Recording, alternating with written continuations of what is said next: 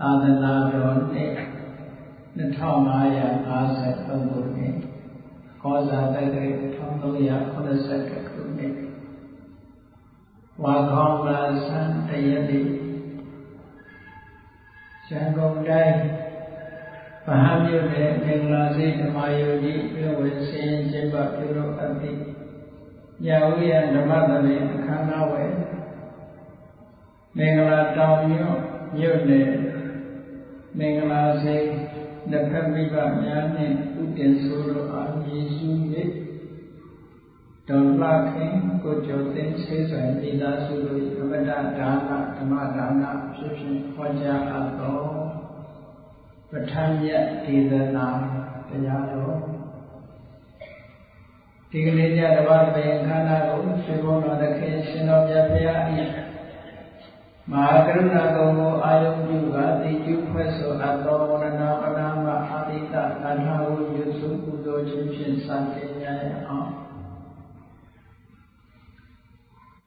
ယောကပကောတိဟိပိယပမေယံကာလံကလွန်တော်တိတုကရာလိခေရံကတောလောကဟိတယာနာထောနမောမဟာကရုဏိကတတတ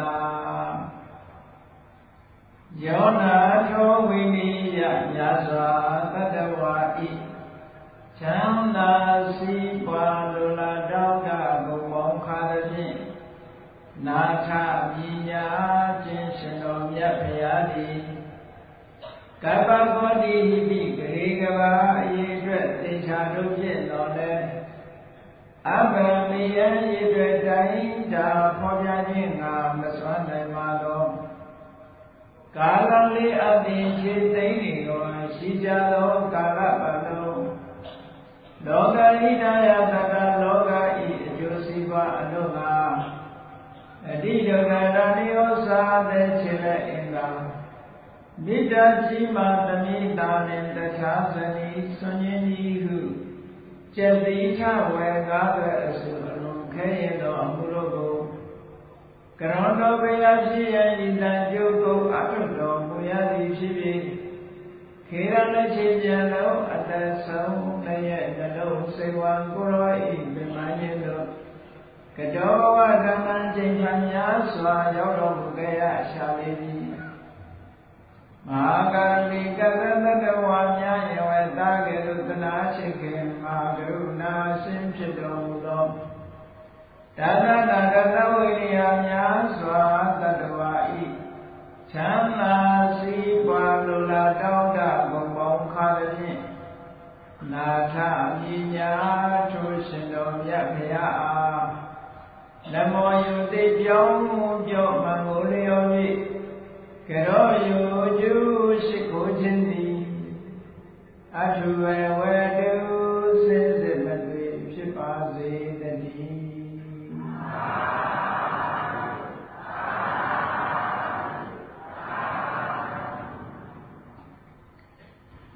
ပဋ္ဌာန်းမြတ်ဒေသနာအပိုင်းခွန်ပုရိသဒပစ္စယောဘုရားမြတ်စွာကတိတ္တထင်ရှားအောင်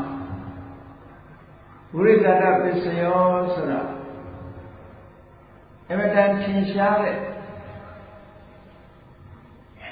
လူတိုင်းနေ့စဉ်တွေ့ကြုံနေရတဲ့လူတိုင်းမှာပါရှိနေတဲ့မျက်စိအကြည့်နားအကြည့်နှာခေါင်းအကြည့်လျှာအကြည့်ကိုယ်အကြည့်လို့ဆိုတဲ့ပတာဒယုတ်၅ပါးသောဝုထုယုတ်များကိုပုရိသဒပစ္စည်းလို့ထိုအခြေခံဝုထုတွေကိုအခြေပြုပြီးတော့မြင်သိစိတ်ကြားသိစိတ်နာမ်သိစိတ်လျှာသိစိတ်ထိသိစိတ်ဆိုတာတွေဖြစ်ရတယ်ထိုယုတ်နဲ့နာမ်သဘာဝတရားနှစ်ခုပါပုရိသဒတတ္တိနဲ့ယုတ်တရားကဉာဏ်တရားကိုပုရိသဒတတ္တိနဲ့အထောက်အကူပြုထားတယ်ဆိုတဲ့သဘောတရားကိုမြတ်စွာဘုရားကထင်ရှားသိလာအောင်ဟောကြားထားတယ်ဖြစ်တာထို့တူပဲအာယုဖြစ်တဲ့ရူပယုတတ္တဝကန္နာဝကပ္ပမျက်စိကမြင်ရတဲ့အဆင်းနားကကြားရတဲ့အသံနှာခေါင်းကနမ်းရှူရတဲ့အနတ် လျာကလည်းထိရတဲ့အရာခန္ဓာကိုယ်ကထိတွေ့ရတဲ့အထိအတွေ့လို့ဆိုတဲ့ဒီအာယုန်တွေဟာလည်းလူတွေရဲ့နေ့စဉ်ဘဝပတာရယုံ၅ခုနဲ့ပေါင်းစပ်ပြီးတော့ဖြစ်ပေါ်နေကြတာဖြစ်လို့လူတိုင်းတတိထားမိမယ်ဆိုရင်အလွယ်တကူနဲ့တွေးရှိနိုင်ရတယ်အဲ့ဒီအာယုန်တွေကလည်းပဲပုရိသတတ္တိနဲ့မြင်သိစိတ်ကြားသိစိတ်နားသိစိတ်လျက်သိစိတ်ထိသိစိတ်ဆိုတာတွေကိုနာတရားတွေကိုထောက်ပြုနေတယ်ပုရိသတပစ္စည်းဒီလိုဟောတယ်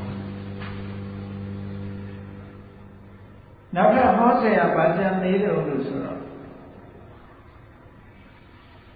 အခုပြောခဲ့တဲ့မြင်သိစိတ်ကြားသိစိတ်နားသိစိတ်လျက်သိစိတ်ထိသိစိတ်ဆိုတာလေးကမကဘူးတခြားစိတ်တွေကိုလည်းပဲထောက်ပြုနေသေးတယ်ဆိုတာကိုမြတ်စွာဘုရားဆက်ပြီးတော့ဟော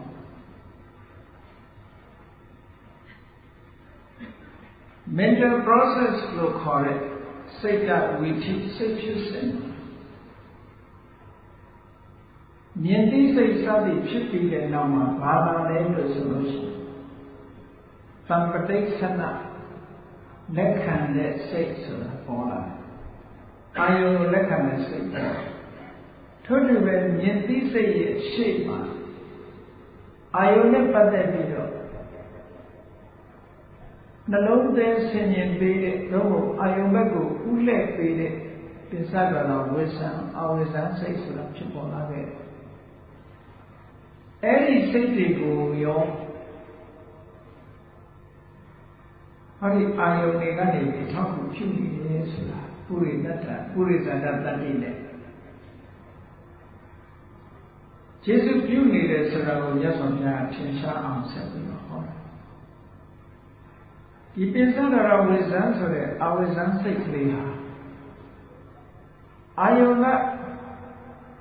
ဒီဝတ္ထုယုတ်တွေကိုလာပြီးတော့မထင်ဟပ်ဘူးဆိုရင်ပိဿဒရဝိဇ္ဇံစိတ်ဘယ်လိုမှမဖြစ်နိုင်ဟောဒီအာယုံ၅ပါးတဲ့ကတစ်ခုခုအကြည်ယုတ်တွေပေါ်မှာလာပြီးတော့ထင်ဟပ်ပြီလို့ဆိုလို့ရှိရင်အဲ့ဒီထင်ဟပ်လာတဲ့အာယုံကိုတတိပြုမိတဲ့ပစ္စဒတော်ဝိဇ္ဇစိတ်ဆိုပေါ်ရတယ်အဲ့ဒီအာယုံကပစ္စဒတော်ဝိဇ္ဇစိတ်ကိုကြိုတင်ဖြစ်နေပြီးတော့ကျေစုပြုတာဖြစ်သောကြောင့်ပုရိသတအာယုန်တွေကပုရိသတပစ္စည်းပစ္စဒရဝိဇ္ဇစိတ်ကပုရိသတပစ္စုပ္ပန်တဲ့ကျောင်းနဲ့အကျိုးဆင်ရင်ကြည့်ဘာဖြစ်လို့ပစ္စည်းပစ္စုပ္ပန်ဖြစ်နေ့ကပြောခဲ့တယ်လို့သူရှိလို့သူရှိရသူဖြစ်လို့သူဖြစ်ရဒါဖြစ်လို့ဟိုဟာဖြစ်ရဆိုလိုတာကအာယုန်နေရှိလို့ပစ္စဒရဝိဇ္ဇစိတ်ဖြစ်ရအာယုန်နေမရှိဘူးဆိုရင်မဖြစ်ဘူးဒီတော့ဒါအကြောင်းတစ်ခုပဲပေါ့ဒါရှိလို့ဒါရှိနေရတယ်ဒါဖြစ်လို့ဟိုဟာဖြစ်ရတယ်ဆိုတဲ့အကြောင်းဆက်သွယ်နေမှုပုရိသတတ္တိနဲ့ခြေစုပြုတယ်အေးပုရိသတပစ္စည်းဆိုတာလည်းပဲအဋ္ဌိနတ္ထိရှိခိုက်ခြေစုပြုတာကိုအဋ္ဌိမရှိတော့တဲ့နောက်မှာခြေစုပြုတာကိုနတ္ထိလို့ရှိနေတော့ကျေစုပြုတဲ့ပစ္စည်းအမျိုးအစားလားမရှိတဲ့နောက်မှာကျေစုပြုတဲ့ပစ္စည်းအမျိုးအစားလားလို့ဆိုရှိနေတော့ကျေစုပြုတယ်မရှိတော့ရင်တော့ကျေစုမပြုတော့ဘူးဒါကြောင့်မို့လို့အဋ္ဌိပစ္စည်းအမျိုးအစားတွေမှာတော့ပါယုံနဲ့နာနဲ့ဖြစ်သည့်အတွက်ကြောင့်ပေါင်းစပ်လို့မရတဲ့သဘာဝနှစ်ခုပေါင်းစပ်လို့မရဘူးဆိုတာစီနဲ့ရေပေါင်းလို့ရတယ်အတုနေတော့လဲစီကစီရေကရေပဲနွားလို့နဲ့ရေကရောလို့ရတယ်စီနဲ့ရေကြတော့ရောမရဘူးသဘာဝချင်းမတူတွတ်တူပဲရုပ်နဲ့နာနဲ့ပေါင်းစပ်ပြီးအတူတကွာတည်ရှိတော်လည်းပဲသဘာဝချင်းခြားနားနေသည့်အတွက်ကြောင့်ရောလို့တော့မရဘူးဒါပြောအဲ့ဒါကိုဝိပယုဒ္ဓပစ္စယောလို့ခေါ်တာနော်ဝိပယုဒ္ဓဆိုတာစီလိုရေလိုပေါင်းလို့မရတဲ့တရားတစ်ခုသို့တော့အတူတော့ရှိနေတယ်ပေါင်းမရဘူးဘာဝချင်းမတူဘူးပေါင်းလို့ရတာကြတော့တံပယုဒ္ဓဖြစ်စေတော့ပေါင်းလို့ရဝိပယုဒ္ဓဒါကပေါင်းမရဘူးဆိုတဲ့အဓိပ္ပာယ်နဲ့ပြောတယ် အဲ့ဒါကိုမြတ်စွာဘုရားကဒီဟောတာဘုန်းကြီးတို့ဒီစိတ်နှစ်ခုပစ္စဒရဝိဇ္ဇာစိတ်ရဲ့မြင်သိစိတ်တို့ရဲ့နောက်မှာဖြစ်တဲ့တံပဋိသနာလို့ခေါ်တယ်တံပဋိဆိုင်စိတ်လက်ခံတဲ့စိတ်အာယုံကိုလက်ခံတဲ့စိတ်အာယုံကိုလမ်းဖြင့်ပွေးတဲ့စိတ်နဲ့အာယုံကိုလက်ခံတဲ့စိတ်ဒီစိတ်နှစ်ခုကြားမှာမြင်သိစိတ်ကြားသိစိတ်နာသိစိတ်တရားသိစိတ်ထိသိစိတ်ဆိုတာဖြစ်တယ်အဲ့ဒီစိတ်နှစ်ခုအကြောင်းကိုမြတ်စွာဘုရားကဆက်ပြီးတော့ဟောတယ်ရူပယတနံတတ္တယတနံခန္ဓာယတနံရတယတနံဖောတပယတနံမနောဓာတုယတံတမြုတ္တကာမေသဓမ္မနံပုရိသတပစ္စယေနပစ္စယောအလုံးကိုခြုံပြီးတော့ပြောလိုက်တယ်ရူပယတနာဆိုတဲ့အစဉ်အာယုပဲဖြစ်ဖြစ်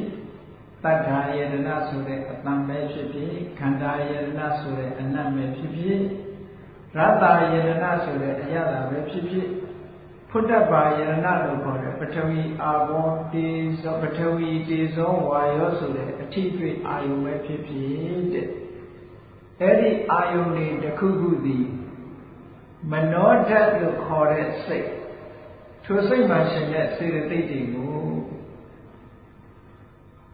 ကြိုတင်ပြီးတော့ဖြစ်နေနေတဲ့အကြောင်းတရားနေတဲ့ခြေစွပြုပါတယ်ကြိုတင်ဖြစ်ပြီးတော့ရှိနေတဲ့အကြောင်းတရားနဲ့ခြေစွပြုတယ်တူတူမွေးဖွားလာတာမဟုတ်ဘူးအကြောင်းတရားကအကျိုးတရားမပေါ်ခင်ကြိုတင်ဖြစ်နေနေတာပုရိသကဘောအာရိယဒီနေရာမှာမြတ်စွာဘုရားကဒီစိတ်နှစ်ခုနာမည်ဘယ်လိုပေးလိုက်လဲဆိုမနောဓာတ်မနောဓာတုဆိုတဲ့နာမည်ပေးထားမနောဓာတုရဲ့ဆိုတာစိတ်ရဲ့သဘာဝတရားစိတ်သဘောတရားမနောဓာတုမနောဝိညာဏဓာတုစိတ်တွေကိုနာမည်ခွဲထားပြီးတော့ပေးတဲ့အခါဒါလေးကိုတတိထားပေါ့မြင်သိစိတ်ကိုစက္ခုဝိညာဏဓာတုလို့ခေါ်တယ်ဓာတုဆိုတာတတ္တဝါလည်းမဟုတ်ဘူးဇီဝလည်းမဟုတ်ဘူးအတ္တလည်းမဟုတ်ဘူးမြန်မာတွေထင်နေတဲ့လက်ပြလည်းမဟုတ်ဘူးဒီလိုပြောတယ်ဘဝတစ်ခုကနေတစ်ခုကူးသွားတဲ့လက်ပြဆိုတာလည်းမဟုတ်ဘူးသဘာဝတရားသက်သက်ညတာဖြစ်တယ်ဆိုတာကိုဓာတုဆိုတဲ့စကားလုံးနဲ့ရှင်းပြအဲ့တော့ဒီဓာတုဆိုတဲ့စကားလုံးကဘာကိုညင်းပယ်တာလို့ဆိုပုဂ္ဂလသူတို့အိန္ဒိယဖီလိုဆိုဖီမှာသုံးတဲ့ပုဂ္ဂလဆိုတဲ့အယူဝါဒတစ်ခုညင်းပယ်တတ္တလို့ဆိုတာကိုညင်းပယ်ဇီဝဆိုတာညင်းပယ်အဲ့တော့ပုဂ္ဂလတို့တတ္တတို့ဇီဝတို့ဆိုတာမျိုးမဟုတ်ဘူးတဲ့အတ္တတို့မဟုတ်ဘူးသူ့ဘာသူသဘောသူဆောင်နေတဲ့ဓာတ်သဘောတသက်ညဖြစ်တယ်ဓာတုကို element လို့သူတို့ပြန်လို့ရှိတယ်သူ့သဘာဝတသက် phenomena ပေါ့မြင်သိစိတ်ကိုစက္ခုဝိညာဏဓာတုဈာတိစိတ်ကြတော့သောတာဝိညာဏဓာတုနံသိစိတ်ကြတော့ခန္ဓာဝိညာဏဓာတုလယတိစိတ်ကြတော့ဇီဝဝိညာဏဓာတုထိတိစိတ်ကြတော့ကာယဝိညာဏဓာတုကြည့်ရှိကဘာလေးပါလို့ဆိုစက္ခုသောတာခန္ဓာဇီဝကာယဆိုတဲ့ဖြစ်ရဌာနအခြေခံဝတ္ထုယုတ်ကလေးတွေထည့်ပြောတာနောက်ကဘာပြောထားလို့ဆိုဝိညာဏဆိုစကားလုံးလေးကိုသုံးတာဝိညာဏ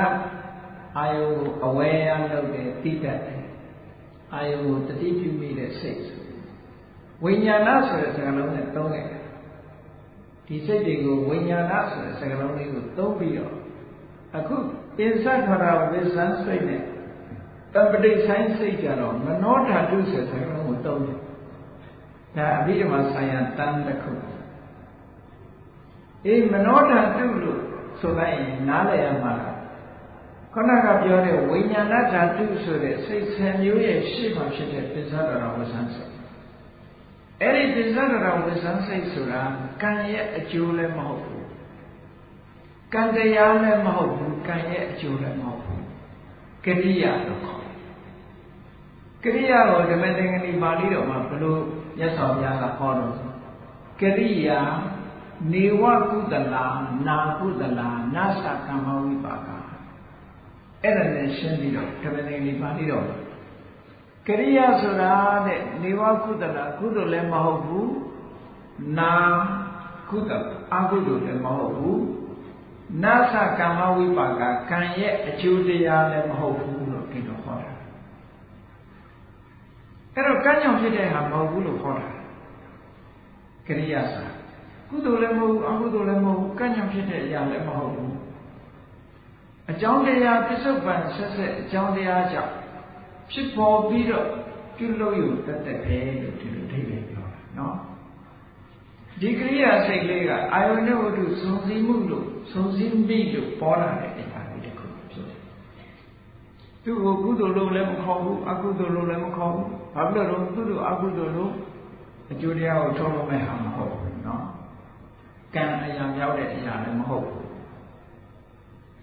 ကံအရာမမြောက်ဘူးဆိုရင်ကံရဲ့အကျိုးလားလို့ဆိုကံရဲ့အကျိုးလည်းမဟုတ်ဘူးပစ္စုပန်အကြောင်းတရားတွေရဲ့အကျိုးဆက်အနေနဲ့ပေါ်လာတယ်ဒါပြောတယ်အဲ့ဒါလေးကိုမနောဓာတုဆိုတယ်မနောဆိုတဲ့စကားလုံးလေးကိုအသုံးပြုပြီးတော့မြတ်စွာဘုရားဟောထားတယ်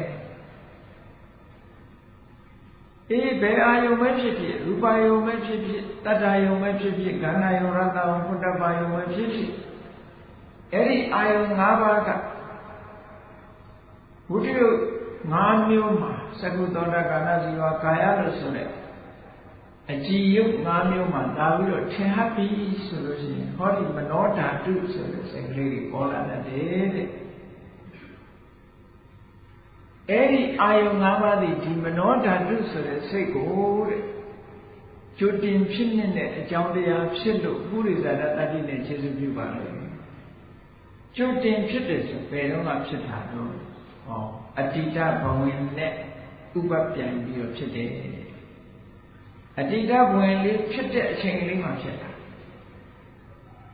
အတ္တိတဝင်ပြီးတော့ဘာလာတာတော့ဘဝင်ကသလနာလှုပ်ရှားတဲ့ဘဝင်လှုပ်ရှားတဲ့ဘဝင်ပြီးရင်ဘာဘဝင်လာတာတော့ဘဝင်ကုပစ္စေကပြတ်ဆဲသွားတဲ့ဘဝင်လာတယ်ဘဝင်စိတ်၃ချိန်ဖြစ်လာအဲ့ဒီဘဝင်စိတ်၃ချိန်ရဲ့နောက်မှာဟောဒီပစ္စဒတော်ပစ္စစိတ်ကလာတာ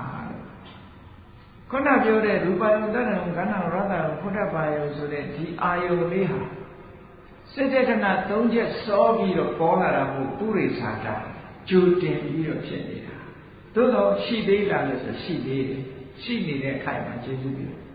သူ့ရဲ့တဏ္ဍာကစိတ်တက္ကနာ18ချက်ထိအောင်သွားမှာဆိုတော့ဖြစ်လာပြီးတဲ့နောက်တီးနေလို့မရှိသေးတယ်ပြတ်ဆဲပြီးတော့မသွားသေးဘူးဒါမှမဟုတ်ရှိနေတုန်းကျေစုပြုတာ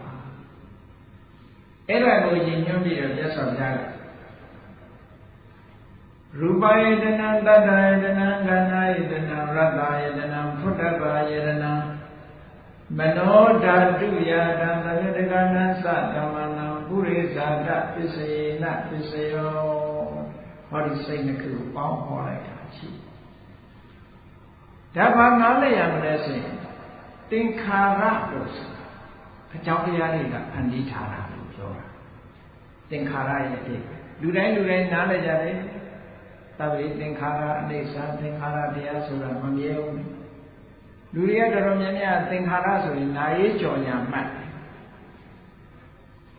နာရေးကြော်ညာမဟုတ်ဘူးကိုယ်တဏ္ဍာမှာဖြစ်နေတာလေအကုန်လုံးသင်္ခါရတွေကြီးပဲเนาะအကြောင်းတရားပေါင်းပြီးတော့တန်ဆိုတာအကြောင်းတရားတွေကစုပေါင်းပြီးတော့ခါရဆိုတဲ့ပုဂ္ဂိုလ်ကရလုတ်ထားတာလို့ပြောအေးသာဝရဘုရားကဖန်ဆင်းထားတာမဟုတ်ဘူးဘယ်သူကလုတ်ထားတာတော့အကြောင်းတရားတွေကပေါင်းပြီးတော့ပြုလုပ်ထားတာတခုတည်းလည်းမဟုတ်ဘူးကြည့်လေကက်စမီချစ်ကလေးကနေပြီးမီးတောက်ကလေးဖြစ်လာအဲ့ဒီမီးတောက်ကလေးကိုဘယ်သူတွေကစုပေါင်းပြီးလုပ်ထားတာတော့အဲ့ဒီမှာ gas fire တယ်နောက်ပြီးတော့ဘိန်းလုံးကလေးနဲ့အောက်ကမာအတုံးတစ်ခုပါရမယ်တန်တုံးလေးပါရမယ်ပြီးတော့ဖိချစ်တဲ့ချစ်ဟိုတဲ့ဖိချစ်တဲ့အားဆိုင်တာလေးပါရမယ်ဟောဒီသုံးခုပေါင်းလိုက်တဲ့အခါကျတော့မိကလေးတောက်လာတာပါအဲ့ဒီမိကလေးဟာ ဒီအကြောင်းသုံးခုကနေပြီးတော့မွေးဖွားလိုက်တာဒါကိုသင်္ခါရလို့ပြောမွေးဖွားပြီးတဲ့အခါမှာလည်းသူ့ရဲ့ပတ်ဝန်းကျင်ကလေတို့ဘာလို့ရှိရတယ်လေလုံးပိုင်းငြိမ့်တော်ပါမယ်အေးသင်္ခါရတရားတွေဆိုတာအကြောင်းတရားတွေကစုပေါင်းပြီးဖန်တီးထားတာလေဒါကိုသင်္ခါရအခုလည်းပဲကြည့်ပစ္စဒရဝိဇ္ဇစိတ်တို့သဗ္ဗိဆိုင်စိတ်တို့သူ့ကသူပေါ်လာကြတာမဟုတ်ဘူးတဲ့ဟောဒီအာယုံ၅ပါးတွေကတစ်ခုခုဝိတ္တယုတ်တွေပေါ်မှာသို့မဟုတ်အကြည်ယုတ်တွေပေါ်မှာလာပြီးတော့ထင်ဟလိုက်တာနဲ့သူတို့ကပေါ်လာကြတယ်ဒါဖြင့်ထူးခြားတာကဘာလို့ဆိုလို့ရှိရင်ပေါ်လာတဲ့နေရာကြတော့မြင်သိစိတ်ပေါ်လာတာကဘယ်နေရာကပေါ်တော့မျက်စိအကြည်ယုတ်ကပေါ်တယ်ကြားသိစိတ်ကဘယ်ကပေါ်တော့နားအကြည်ယုတ်ကပေါ်နံသိစိတ်ကဘယ်ကပေါ်တော့လျက်သိစိတ်ကထီးသိစိတ်ကြတော့ကိုယ်အကြည်ယုတ်ကပေါ်တာအခုပြောခဲ့တဲ့မနောဓာတ်လို့ခေါ်တဲ့ပစ္စဒရဝိဇ္ဇံအာယု၅ပါးကိုဆင်ញင်တဲ့စိတ်တံပဋိစ္စနာဆိုတဲ့အာယုကိုလက်ခံတဲ့စိတ်အဲ့ဒီစိတ်နှစ်ခုကတော့မျက်လုံးကပေါ်တာလည်းမဟုတ်ဘူးနားကပေါ်တာလည်းမဟုတ်ဘူးနှာခေါင်းကပေါ်တာလည်းမဟုတ်ဘူးလျှာကပေါ်တာလည်းမဟုတ်ဘူးခန္ဓာကိုယ်ကပေါ်တာလည်းမဟုတ်ဘူးသူပေါ်တဲ့နေရာတတ်တတ်ရှိတယ်သူပေါ်တဲ့နေရာတတ်တတ်ရှိတယ်အဲ့ဒီပေါ်တဲ့နေရာကိုမြတ်စွာဘုရားကဘာလို့တိုက်ရိုက်ထုတ်ဖော်ပြီးတော့ဟောကြားပြီးတော့မထားနောက်ပိုင်းအပြီးတော့မှကျမ်းနေကြတော့အဲ့ဒီပေါ်တဲ့နေရာကိုခရယဝတ္ထုလို့ဆိုပြီးတော့ဟောလာတယ်နောက်ပိုင်းကျအပြီးတော့မှသမိုင်းမှာနောက်ပိုင်းမှာခရယဝတ္ထုဆိုတာပြခဲ့တယ်ကြည့်မြတ်စွာဘုရားကအဲ့ဒီအခုပြောခဲ့တဲ့မနောဓာတ်တို့မနောဝိညာဏဓာတ်တို့ဉာဏ်နဲ့စိတ်တွေအများကြီးပေါ့ဉာဏ်တွေကိုပေါင်းလိုက်တော့မှနော်အခုသီးသန့်ထုတ်ပြီးတော့ပြောနေတာပုရိသရပစ္စည်းမှာတတိထားလိုက်ဖို့ကသက္ကုဝိညာဉ်စိတ်သောတာဝိညာဉ်စိတ်ခန္ဓာဝိညာဉ်စိတ်ဇီဝဝိညာဉ်စိတ်ကာယဝိညာဉ်စိတ်လို့ဆိုတဲ့ဒွေပိစဝိညာဉ်30လို့သိညုသေးကိုခွဲတဲ့အခါမှာပြောတယ်နော်ဝိညာဉ်စိတ်10ခု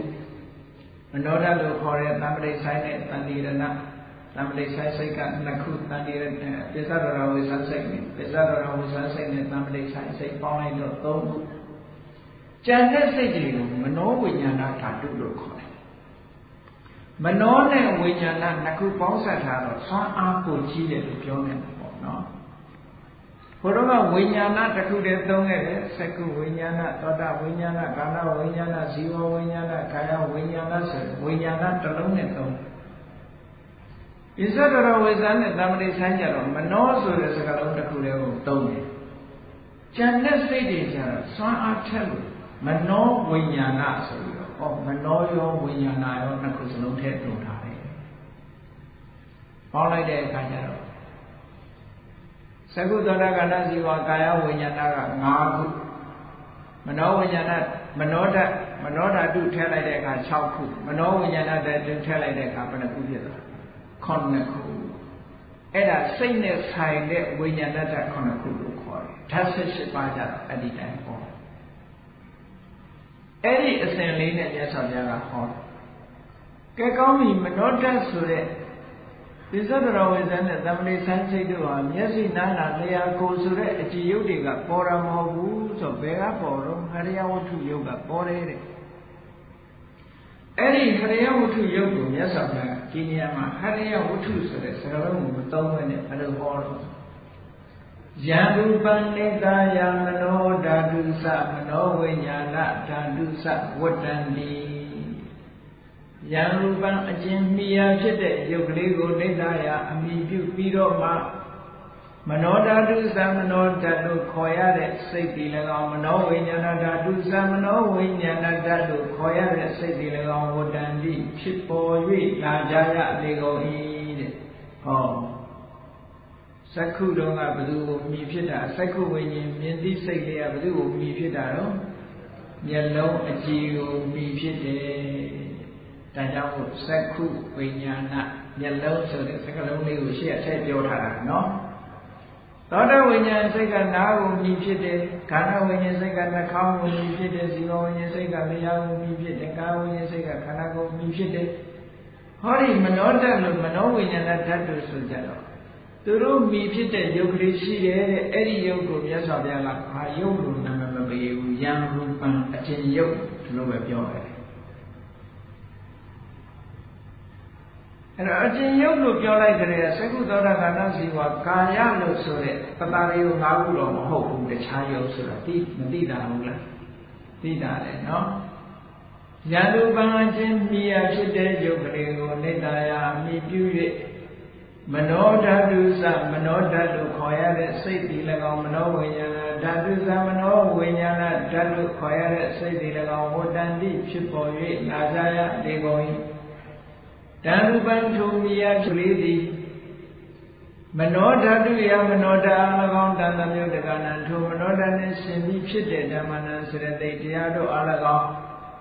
ပုရိဇာတပစ္စယေနာပုရိဇာတပစ္စယတတိဖြင့်ပစ္စယောဥပကာရကောကျေစုပြုတတ်ပါ၏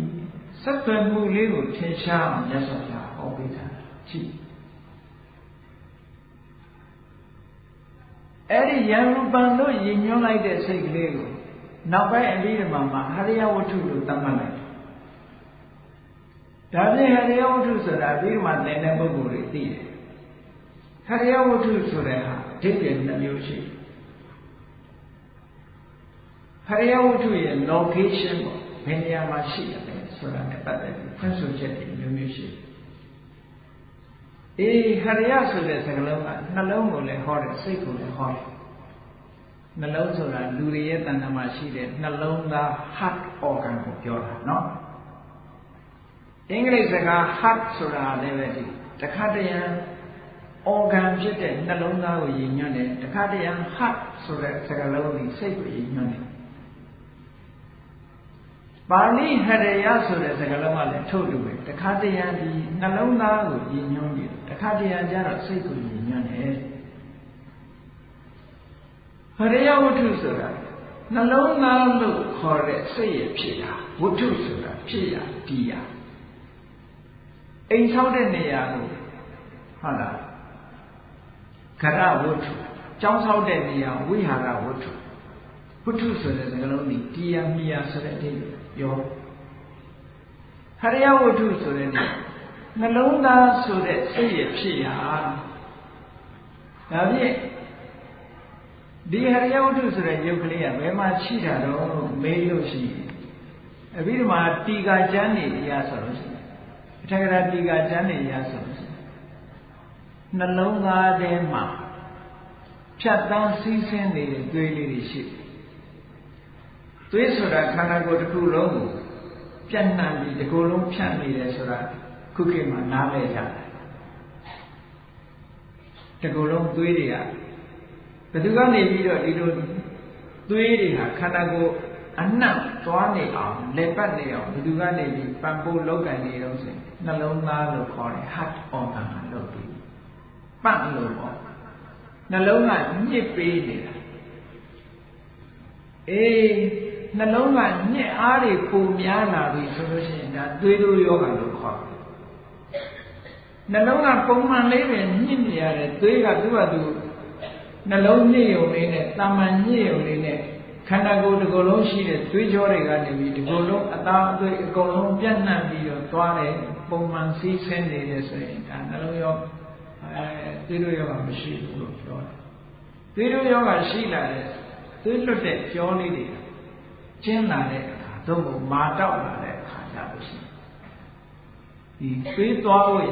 တာမန်စီးဆင်းဖို့မဖြစ်နိုင်တဲ့အခါကျနှလုံးကဖိအားတွေပုံများလာညစ်ဒါကြောင့်မို့ blood pressure လို့ခေါ်တယ် pressure တွေများလာဖိအားတွေပုံများလာအဲ့ဒါကိုတိုင်းတာတာပဲသွေးတို့ရှိတယ်မရှိဘူးတချို့ကသွေးတိုးတယ်ဆိုတော့သွေးအားတွေတိုးလာတဲ့အောင်းမိတ်အဲ့လိုမျိုးပါရှိသွေးအားတွေကောင်းလာတာကိုသွေးတိုးလို့တင်မဟုတ်ခန္ဓာကိုယ်ထဲမှာအစားအစာတွေကဖြစ်ပေါ်လာတဲ့သွေးဒီကုလုံးလဲပတ်ပြီးတော့နေအဲ့လိုလဲပတ်နေတဲ့အခါနှလုံးသားကပုံမှန်လေးညှစ်နေရုံနဲ့သူကသူသွားလာနေလို့ရှိရင်အယောဂမရှိဘူး ပို့ပြီးတော့ဖိပြီးလုံနေရပြီဆိုလို့ရှိရင်သူကပင်ပန်းလာကျုံယုံပြီးတော့လှုပ်လာအဲ့ဒါလိုကျုံယုံပြီးတော့လှုပ်လာရတာကိုတိုင်းတာလို့ရှိရင် high blood pressure ဖြစ်လာတယ်ပေါ့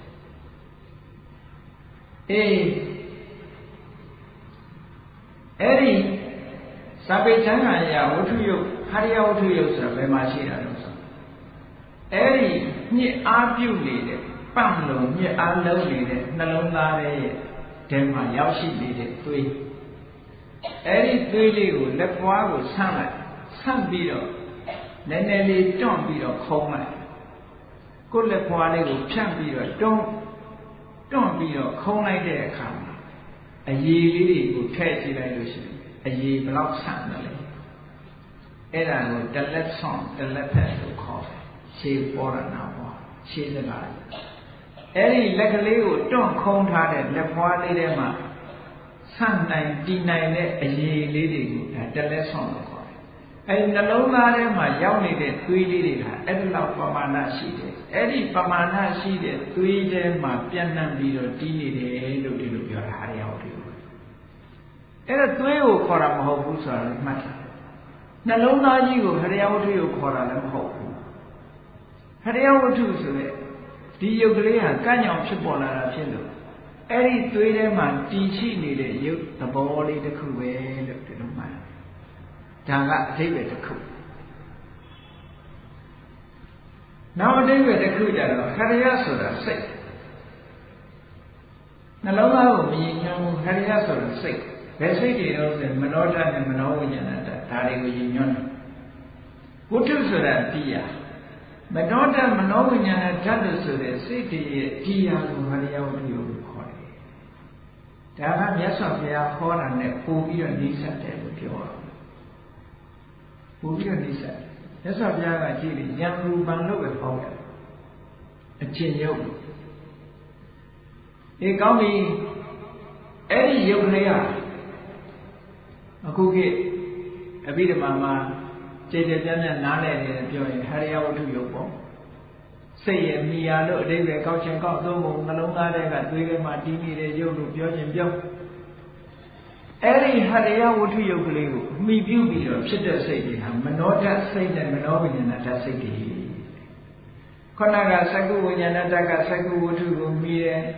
သောတာဝိညာဏဓာတ်ကသောတာဝတ္ထုကိုခန္ဓာဝိညာဏဓာတ်ကခန္ဓာဝတ္ထုကိုဇီဝဝိညာဏဓာတ်ကဇီဝဝတ္ထုကိုကာယဝိညာဏဓာတ်ကကာယဝတ္ထုကိုသူကသူမိရတယ်။ဉာဏ်နဲ့စိတ်တွေကြတယ်။ဟာရယဝတ္ထုကိုမိ။ဒါကြောင့်ဝတ္ထုရုပ်6ပါးလို့ပြောတယ်။အဲ့ဒီဝတ္ထုရုပ်6ပါးမှာမနောဝိညာဏဓာတ်ကိုမနောဓာတ်ကိုခြေစုပြုတဲ့အခါမှာဘယ်အခါပဲဖြစ်ဖြစ်ပုရိသတရှေးဥစွာကြိုတင်ဖြစ်နေပြီးရှိနေတဲ့အချိန်မှာခြေစုပြုလို့ပုရိသတတတ္တိနဲ့ခြေစုပြုတယ်တစ်ဖက်ကလည်းပြန်ကြည့်မယ်ဆိုလို့ရှိရင်အလုံးတတိထားပြီးလိုက်မယ်ဘုန်းကြီးတို့လွန်ခဲ့တဲ့9လကဟောထားခဲ့ပြီးနေတယပစ္စယောမိယာဖြစ်တဲ့အတွက်ကြောင့်အခုပြောခဲ့တဲ့ဝတ္ထုယုတ်တွေဟာနေတယပစ္စည်းပဲမိယာအနေနဲ့ဖြစ်ခဲ့လို့နေတယပစ္စည်းကြိုတင်ပြီးတော့ဖြစ်လို့ပုရိသတာနာမည်အမျိုးမျိုးပေးထားတာသူ့ရဲ့လှုပ်ဆောင်ချက်ကိုကြည့်ပြီးနာမည်ပေးတာမှတ်တာ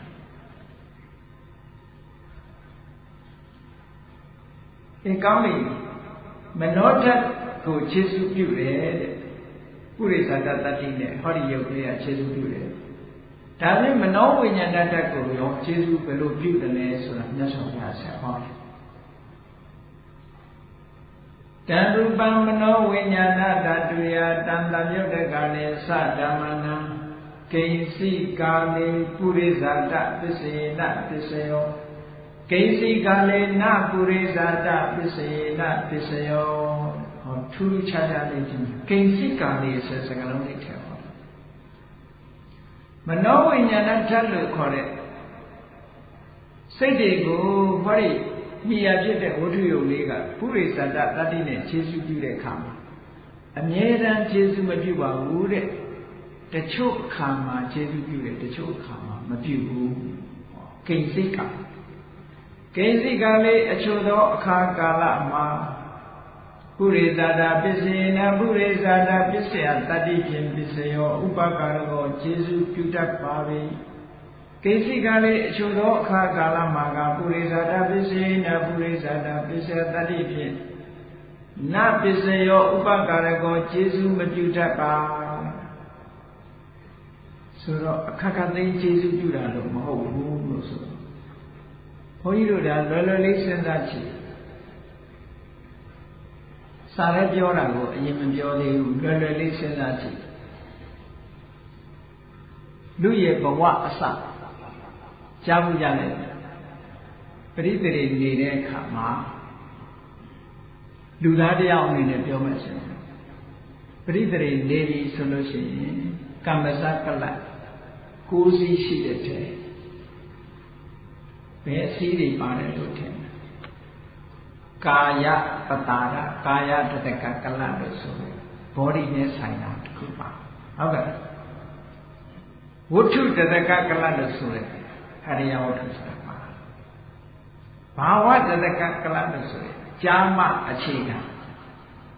အဋ္ဌိဘာဝဥမ္မာဝအခြေခံဖြစ်တဲ့ယုတ်က10ခုကာမစကလ3စီး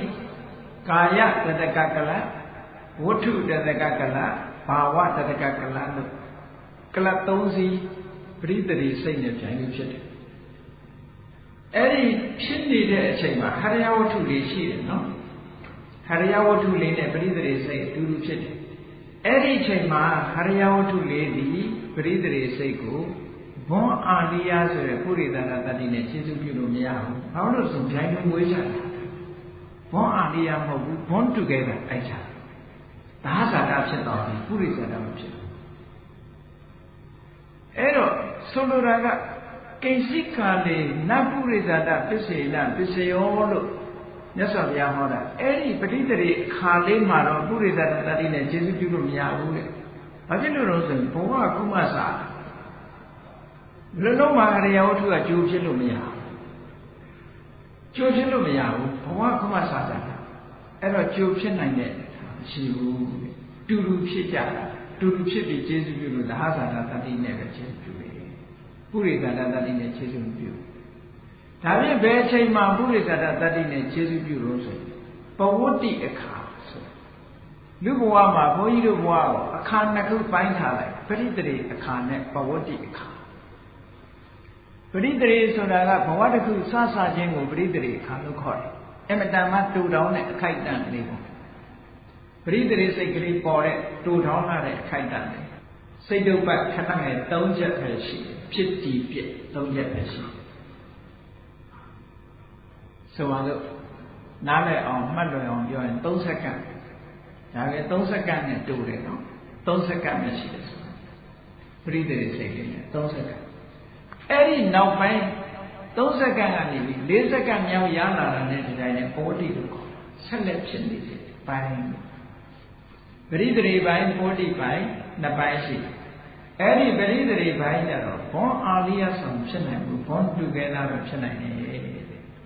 ဒါကြောင့်မို့အဲ့ဒီအချိန်မှာပုရိသနာတတ္တိနဲ့ခြေစုမပြုဘူးတဲ့ဟောပဝတ္တိပိုင်းဆိုတာကတော့ပရိသေနောက်မှာမသိမချင်းပဲအသက်80နေရရင်80 90နေရရင်အနှစ်90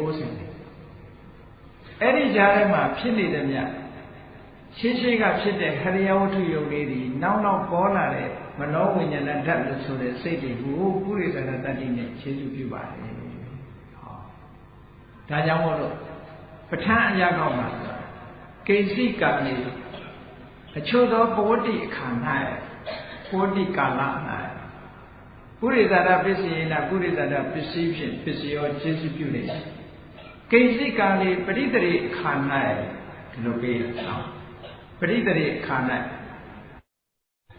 ပုရိသတာပစ္စယေနပုရိသတာပစ္စယတတိဖြင့်နပစ္စယောကျေစုမပြုဘူးတဲ့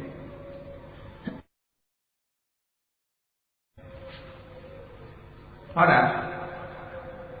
ပစ္စယလေးတွေကပုရိသတာနဲ့ပတ်သက်ပြီးတော့မြတ်စွာဘုရားဒီလိုဟောတာပုရိသတာတတိနဲ့ပတ်သက်ပြီးဟောတာ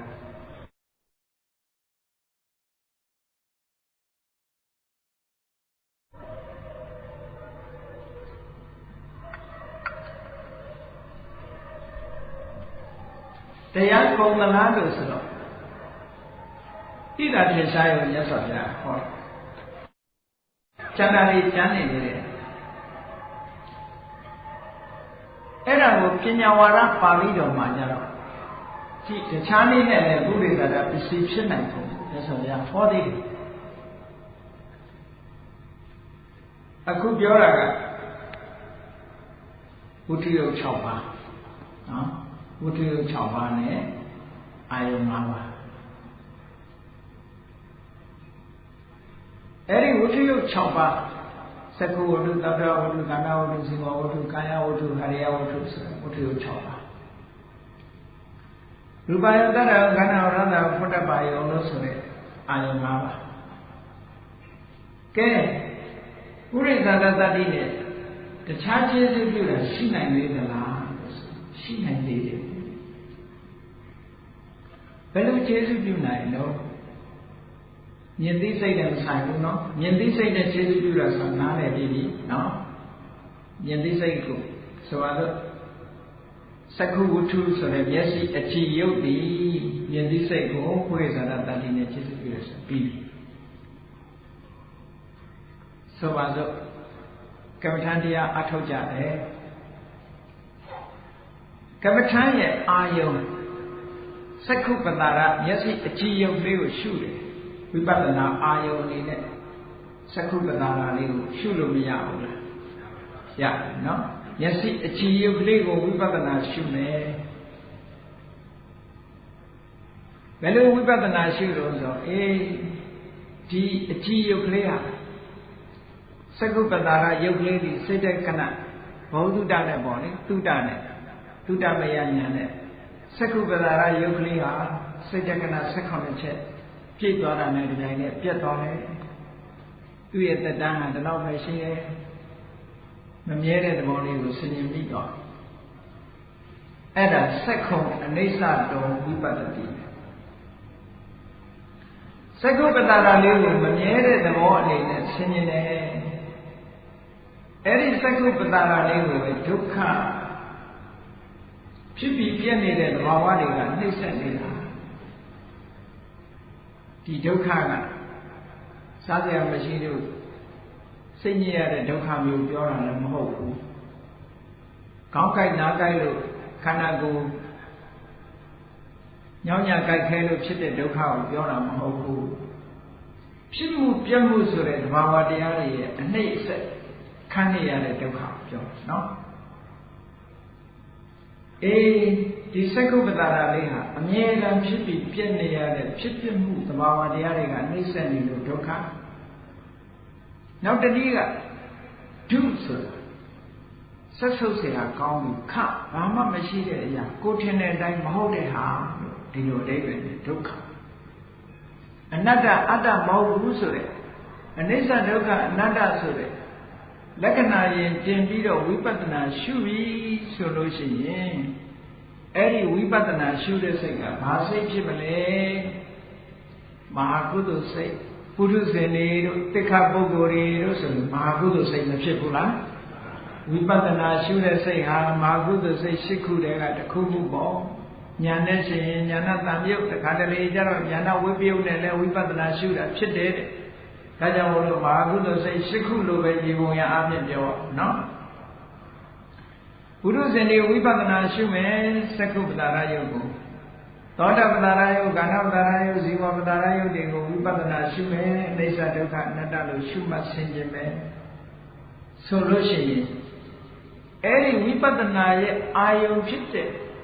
သက္ကုပတာရသောတာပတာရကာဏပတာရဇီဝပတာရကာယပတာရဆိုတဲ့ရုပ်ကလေးဒီဝိပဿနာရှုတဲ့မဟာကုသိုလ်စိတ်အားပုရိသတတ္တိနဲ့ခြေစွပ်ပြုတယ်ဒါတခုရတာလေဟုတ်ကဲ့ပုရိသတတ္တိနဲ့ခြေစွပ်ပြုတယ်ကြိုတင်ဖြစ်နေတာမဖြစ်ခင်ကကြိုပြီးရှုတာမဟုတ်ဖြစ်နေတဲ့အခိုင်အမာမှာရှုတာဖြစ်လာပြီးတဲ့နောက်မှာရှုတာဒါကြောင့်မို့လို့ရှုတဲ့စိတ်ကလေးကိုသက္ခုသောတာကာလဇီဝကာယဝ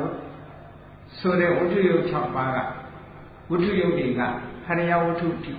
ဝတ္ထုယုတ်6ပါးကမ မဟာကုသိုလ်ဝိပဿနာရှုတဲ့မဟာကုသိုလ်စိတ်ဟာပုရိသတ္တတ္တိနဲ့ခြေစွပ်ဖြစ်ပါတယ်ဒါဖြင့်ယဟန္တာပုဂ္ဂိုလ်တွေကရောသက္ကုသောတကဏစီမကာယဟရိယဆိုတဲ့ဝတ္ထုယုတ်6ပါးကိုယဟန္တာပုဂ္ဂိုလ်တွေကရောဝိပဿနာမရှိဘူးလားဆိုရှုတယ်ဝိပဿနာဆိုတာယဟန္တာဖြစ်ရင်ရှုစရာမလိုဘူးလို့တချို့ကအောင်းမိကောင်းအောင်းမိလေယဟန္တာပုဂ္ဂိုလ်တွေဒါပဲရှုတာသောတာပန်မဖြစ်ခင်ကလည်းဒါပဲသောတာပန်ဖြစ်ပြီးရင်လည်းဒါပဲတဂရကမဖြစ်ခင်ကလည်းပဲအနိစ္စဒုက္ခအနတ္တရှုတဂရကဖြစ်ပြီးရင်လည်းအနိစ္စဒုက္ခအနတ္တဒီဝိပဿနာအနာဂတ်မဖြစ်ခင်ကလည်းရှုတယ်အနာဂတ်ဖြစ်ပြီးတဲ့အခါမှာလည်းရှုယဟန္တာမဖြစ်ခင်ကလည်းရှုတယ်ယဟန္တာဖြစ်ပြီးတော့ရှု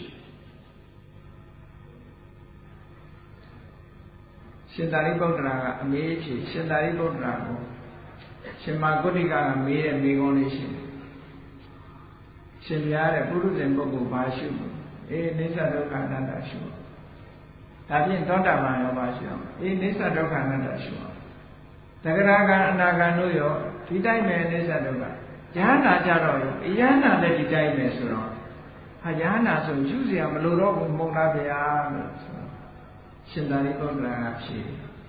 ယဟန္တာလည်းဒီလိုရှုမှဝိပဿနာဉာဏ်နဲ့ဉာဏ်ရမှုဘဝချမ်းသာဒုက္ခရတယ်သမဘဝင်စားတော့မယ်ဆိုတော့ခဏသမဘဝင်စားပြီဆိုရင်ဝိပဿနာကနေသွားအခုမင်္ဂလာသေးဓမ္မယုံကြီးပေါ်လာရင်လို့ရှိရင်ဘယ်ကတက်လေကားတက်ဟုတ်ကဲ့ဖိုးဝင်စားပြီဆိုလို့ရှိရင်လည်းဝိပဿနာလေကားကပဲတက်ရတယ်ယန္တာပုဂ္ဂိုလ်လည်းဝိပဿနာရှုပြီးတော့မှဖိုးရောက်တယ်ဘယ်လိုပဲဖိုးစိတ်ဖြစ်ပြီးဒီကပဲပြန်တက်ရအဲ့ဒါကြောင့်မလို့ဝိပဿနာရှုကိုရှုရတယ်လို့ဒီလိုပြောတယ်။ကဲကောင်းပြီ။ယန္တာပုဂ္ဂိုလ်ကအနိစ္စဒုက္ခအနတ္တသက္ကုသောတာကဏစီမကာယဟရိယဆိုတဲ့ဝဋ္ထုယုတ်6ပါးကိုအနိစ္စဒုက္ခအနတ္တလို့ဝိပဿနာရှုပြီးဆိုရင်ယန္တာပုဂ္ဂိုလ်ရဲ့ဝိပဿနာရှုတဲ့စိတ်ကြတော့မဟာကုသိုလ်စိတ်မခေါ်ဘူးမဟာကရိယာစိတ်လို့ခေါ်တယ်။ကရိယာစိတ်နဲ့ရှုအဲ့တော့မဟာကရိယာစိတ်ကိုလည်းပဲဟောဒီသက္ကုသောတာကဏစီမကာယဟရိယဆိုတဲ့ဝဋ္ထုယုတ်6ပါးဒီပုရိသတ္တတ္တိနဲ့ခြေစွပ်ပြုပါလေဒါကပညာဝါဒမှာဟောထို့တူပဲမြင်တဲ့အဆင်းအာယုံလေးကိုရောဝိပဿနာရှုလို့မရဘူးလားနားကကြားတဲ့အတန်အာယုံနှာခေါင်းထဲမှာနားလာတဲ့နမ်းရှုမိတဲ့အနတ်အာယုံလျှာပေါ်မှာတွေ့ထိလာတဲ့ခံစားလာတဲ့ရတ္တအာယုံခန္ဓာကိုယ်နဲ့ထိတွေ့လာတဲ့ဖုဒ္ဓဘာအာယုံဆိုတာတွေရောဝိပဿနာရှုလို့မရဘူးရတယ်စိတ်ထဲကဉာဏ်တွေ့သိရတဲ့ဓမ္မအာယုံဆိုတဲ့ဉာဏ်နဲ့အာယုံရောဝိပဿနာရှုလို့မရဘူးရတယ်အဲ့ဒါလို့ရှုပြီးဆိုလို့ရှိရင်လည်းဝိပဿနာရှုတဲ့စိတ်ကိုဟောဒီအာယုံ6ပါးကနေပြီးပုရိသတ္တတ္တိနဲ့ရှင်းပြပါလေဒါပဲပုရိသတ္တပစ္စည်းပဲပုရိသတ္တပစ္စည်းကုသိုလ်စိတ်ကလေးတွေဖြစ်ပြီးဆိုလို့ရှိရင်ကုသိုလ်စိတ်ဖြစ်အကုသိုလ်စိတ်ပဲဖြစ်ကံရဲ့အကျိုးတရားဖြစ်တဲ့ဝိပဿစိတ်တွေပဲဖြစ်လူဘုံသို့မဟုတ်ပင်စောကာရလို့ဆိုတဲ့ခန္ဓာ၅ပါးရှိတဲ့ဘုံတွေမှာဟရိယဝတ္ထုကိုမမီပဲနဲ့ဘယ်စိတ်မှဖြစ်လို့မရဘူးအမီမရှိပဲနဲ့မဖြစ်ဘူးဟုတ်ကဲ့မျက်စိအကြည့်ကိုမြင်ပြီးတော့သက္ကဝိညာဉ်စိတ်ဖြစ်တယ်ဆိုတာလို့ဉာဏ်နဲ့မနောတမနောဝိညာဏတဆိုတဲ့စိတ်တွေဟာ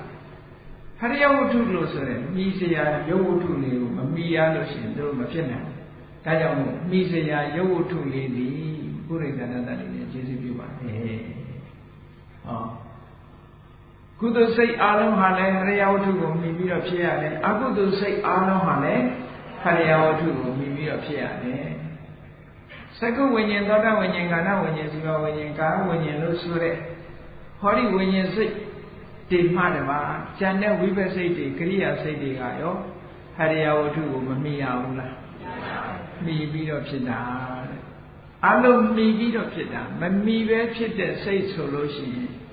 အရူပဝိပဿ၄ခုလို့ခေါ်တယ်ရုပ်မရှိတဲ့ဘုံမာသာဖြစ်တဲ့ဒီဝိပဿစိတ်၄ခုလားရှိတယ် အရူပပြမကြီးရဲ့ပရိသေဘဝင်သုတိအနေနဲ့ဆောင်ရွက်တဲ့အရူပဝိဘက်၄ခုကလွဲကျန်တဲ့တွေကမြည်ရှိမှဖြစ်တယ်။ဒါကြောင့်မို့လို့မိယာဝတ္ထုယုတ်တွေကိုအမိပြုပြီးတော့မှလာတယ်။ဒီစိတ်တွေဖြစ်နိုင်တာဖြစ်တော့ကြောင့်ဒီစိတ်တွေကိုမိယာဝတ္ထုယုတ်တွေကပုရိသန္တတတ္တိနဲ့ခြေစွပြုပါတယ်။အာယုန်တွေကလည်းဒီစိတ်တွေကိုပုရိသန္တတတ္တိနဲ့ခြေစွပြုပါတယ်လို့ပညာဝါဒကြောင့်အသေးစိတ်ထားဟောမြတ်စွာဘုရားပစ္စယနေရတာနဲ့ပညာဝါဒဒီနှစ်ခုပေါင်းစပ်ပြီးကြည့်ပစ္စယနေရတာကတော့လုံးပြီးတော့ဟောလိုက်တယ်မြတ်စွာဘုရားပညာဝါဒရောက်တဲ့အခါကျတော့ခွဲလိုက်တယ်ဘလို့ခွဲတော့ကုသလအကုသလအဗျာကတဆိုသုံးမျိုးခွဲဟောကုသလကကုသိုလ်ကိုကုသလကုသလကကုသ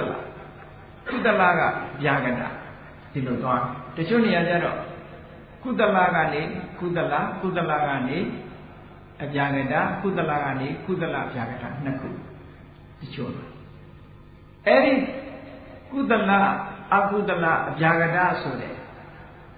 ဒီသဘာဝတရား၃ခုမြတ်စွာဘုရားကရောရှက်ပေါင်းစပ်ပြီးဟောရောရှက်ပေါင်းစပ်ပြီးဟောဘာဖြစ်လို့လဲဆိုအဘိဓမ္မာချမ်းကြီးကိုဟောတော့မယ်အဘိဓမ္မာမြတ်ဒေသနာကိုဟောတော့မယ်ဆိုတဲ့အခါကျမြတ်စွာဘုရားမာတိကာလို့ဆိုတဲ့အောက်လိုင်းကလေးတွေချအဲ့ဒီချတဲ့အခါကုသလဓမ္မာအကုသလဓမ္မာဗျာကတဓမ္မာကုသလတိတ်လို့မြန်မာပြည်မှာခေါ်တယ်ကုသလတိကာသုံးခုအုပ်စုကလေးခွဲပြီးအဲ့ဒီအုပ်စုလိုက်ရှင်းလင်းဟောကြားသွားတာဖြစ်တယ်အဲ့လိုတိကာပေါင်း22မျိုးဒုက္ခပေါင်း100မြတ်စွာဘုရားကမာတိကာအနေနဲ့ခေါင်းစဉ်လေးတွေပေးပြီးတော့အဘိဓမ္မာတရားကိုဟောတာဖြစ်တယ်ဒါကြောင့်ပညာဝါဒကြတော့အဲ့ဒီခေါင်းစည်းနဲ့လိုက်လျောညီထွေအောင်ကုသလဖြစ်တဲ့တရားကကုသလဖြစ်တဲ့တရားကိုအကုသလဖြစ်တဲ့တရားကအကုသလဖြစ်တဲ့တရားကိုဗျာကတဖြစ်တဲ့တရားဗျာကတဖြစ်တဲ့တရားကိုဆိုင်ရာတတ္တိတွေနဲ့ခြေစွပြုတယ်လို့ဒီလိုဟောဟောဒီပုရိသတပစ္စည်းကြဒီပုရိသတပစ္စည်းဆိုတာတွေကဘာတွေတုံးလို့မေးကြည့်လိုက်လို့ရှိရင်သက္ကဝတ္ထုသောတာဝတ္ထုကာဏဝတ္ထုဇီဝဝတ္ထုကာယဝတ္ထုဟရိယဝတ္ထုလို့ဆိုတာဝတ္ထုပုရိသရုပ်တရားတွေမဟုတ်လားရုပ်တရားတွေဆိုရင်ကုသိုလ်အကုသိုလ်ဗျာကတာထဲမှာဘယ်ထဲပါအဗျာကတာလည်းပဲပါတယ်အဲ့တော့အဗျာကတတူအဗျာကတဗျာကတကနေအဗျာကတကိုခြေစွပြုတာဖြစ်တယ်အဗျာကတကနေကုသိုလ်ကိုခြေစွပြုတာဖြစ်တယ်အဗျာကတကနေပြီးတော့အကုသိုလ်ကိုခြေစွပြုတယ်ဟောဒီ၃မျိုးပဲခွဲဟောဒါပုရိသတပစ္စည်းနဲ့ပတ်သက်ပြီးတော့အတော်ကလေးပြည့်ပြည့်စုံစုံပစ္စယလေးတွေကနဲ့ပညာဝါဒနှစ်ခုဆက်ဟပ်ပြီးတော့ဒီတဲ့အသေးစိတ်မရှိတော့ဘူးလားဆိုရှိတယ်ပဋ္ဌာန်းရာကောက်ကျမ်းတိုင်းပြောမယ်ဆိုလို့ရှိရင်ဒီစကလုံးအသုံးအနှုန်းတွေကနေစပြီးတော့ကြက်မှတ်မှပို့ပြီးတော့သဘောပေါက်မယ်ပေါ့နော်သို့တော်လည်းအခုကပဋ္ဌာန်းမြတ်ဒေသနာရိပ်စားမိကိုတို့ရဲ့ဘဝမှာအခုလိုအကြောင်းတွေအကျိုးတရားတွေဟာဗျိုင်လူဖြစ်ပြီးတော့လည်းပဲအထောက်အကူပြုနေပါလားကျိုးတင်ဖြစ်ပြီးတော့လည်းအထောက်အကူပြုနေပါလားဆိုတာတွေကိုသဘောပေါက်ပြီးတို့ဟာတကယ်သင်္ခါရအကြောင်းတရားတွေကစုပေါင်းပြီးတော့ဖန်တီးထားတဲ့တို့ဘဝမှာအကြောင်းတရားတွေကစုပေါင်းပြီးတော့ဖန်တီးထားတဲ့တကယ်သင်္ခါရဆိုရင်သဗ္ဗေသင်္ခါရအနိစ္စသဗ္ဗေသင်္ခါရဒုက္ခလို့ဆိုတယ်ဒုက္ခဟာအနိစ္စဒုက္ခမလားဆိုတာကိုအလုံးသဘောပေါက်အဲဒီလိုသဘောပေါက်ဖို့အတွက်မြတ်စွာဘုရားသခင်ကိုရောမြတ်ကသင်္ခါရရဲ့သဘာဝအကြောင်းအကျိုးဆက်နွယ်နေပုံကိုဟောဒီပဋ္ဌာန်းကျမ်းကြီးမှာအကျဉ်းတဝင့်ဟောထားတာဖြစ်ပါတယ်ဒါကြောင့်မို့တရားချစ်ခင်သူတော်စင်ပြိဿတ်တွေဘုရားမြတ်စွာဟောကြားတော်မူတဲ့ပုရိသတပစ္စယနေရတာပညာဝါဒမှာလာရှိတဲ့တရားဓမ္မများကိုနာယူကြရသဖြင့်ကြောင်းကျိုးဆင်ခြင်တတ်တဲ့ပြစ္ဆယပရိက္ခဉာဏ်ရင့်သန်ပြီးတဲ့အခါသဘာဝတရားတွေရဲ့အစစ်မှန်ကိုသိလို့ထိုအကြောင်းတရားအကျိုးတရားတွေရဲ့ချုပ်ငြိမ်းရာဖြစ်တဲ့နိဗ္ဗာန်ကိုကိုယ်စီကိုယ်ငါမျက်မှောက်ပြုနိုင်ကြပါစေ။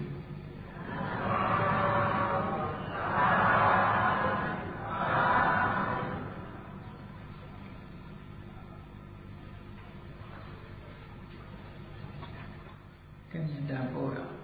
တတ္တဝါများစွာဘေးရန်ကွာ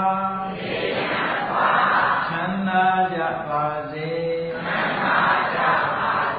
တတ္တဝါများစွာဘေးရန်ကွာချမ်းသာကြပါစေမေတ္တာရေချမ်းသုံးပါးဖြံငြိမ်းချမ်းကြပါစေမေတ္တာရေချမ်းသုံးပါးဖြံငြိမ်းချမ်းကြပါစေသက်ရှိကျမ်းမာစိတ်ချမ်းသာတို့ရဆန္ဒပြေပါစေသက်ရှိကျမ်းမာစိတ်ချမ်းသာတို့ရဆန္ဒပြေပါစေဓမ္မောတရံပိဝိတဝါနဝိသာသဗ္ဗေသမုဟတံအစရမရတိတိဘာဝနိဗ္ဗာနံယန္တုတာရောဓမ္မောတရံလောဘဒေါသမောဟစိတ်ကြောင့်ကင်းပြောက်ကြည်အေတရားစေကိုပိဝိတဝဝန္တာရှင်ပြတောက်ကြရနာကြရကုန်သောကြောင့်ဝိသာသဗ္ဗေပူဇာခြင်းတောင်းကိလေသာအစရတောဟူသည်များတို့သည်သမုဒ္ဒပင်ကြပဲတွင်ရေမတင်ကဲ့သို့ကင်းစင်လွင်ပြောက်ပေမရောက်အောင်ပဲဖြောင်းအပ်ကုန်သည်ဟောတုစစ်စစ်မသွေဖြစ်ကြသွားစေကုန်သတည်းအစရမရအိုခြင်းနဲ့ကွာနာခြင်းနဲ့ကင်းသေးခြင်းနဲ့ရှင်းထသောဒီဒီဘောင်ကိလေသာကိုဘုခန္တိကင်းကြီးရာအစစ်ဖြစ်ပေထသောနိဗ္ဗာန်နိဗ္ဗာန်ဟုခေါ်အင်းမြတ်တော်သို့သာရောတရားချင်းကဲစိတ်ကောင်းဝိညာဉ်သူတော်များတို့သည်ယန္တုပါရမီအစဉ်စဉ်မြင့်တယ်မြင်၍မလဲမုံသေးဆက်ရောက်တော်မူကြပါစေကုန်သတည်း